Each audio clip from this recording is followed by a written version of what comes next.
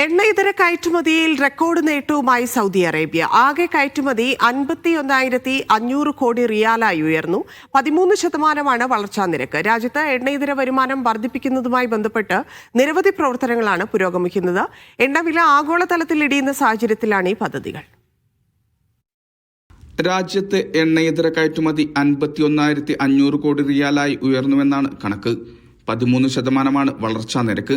വ്യവസായ മന്ത്രി Bandar bin Ibrahim അൽ ബുറൈഖ് സ്വകാര്യ മേഖലാ പ്രതിനിധികളുമായി നടത്തിയ കൂടിക്കാഴ്ചയ്ക്കിടെയാണ് കണക്കുകൾ പുറത്തുവിട്ടത്.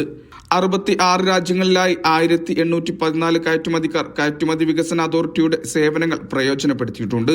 108 പുതിയ കയറ്റുമതി കരാറുകൾക്കും ധാരണയായി. രാജ്യത്ത് എണ്ണ വിലയിടിവ് തുടരുകയാണ്. $60 ബാരൽ ക്രൂഡ് ഓയിലിന്റെ വില. സമീപകാലത്തെ റെക്കോർഡ് വിലയിടിവാണിത്. എണ്ണ വിലയിടിവ് നേരിടുന്നതിന്റെ ഭാഗമായാണ് എണ്ണയിതര വരുമാനങ്ങൾ വർദ്ധിപ്പിക്കാനുള്ള സൗദിയുടെ പദ്ധതികൾ. ഇഷാൽ ചെർപ്പുളശ്ശേരി, മീഡിയ 1, റിയാദ്.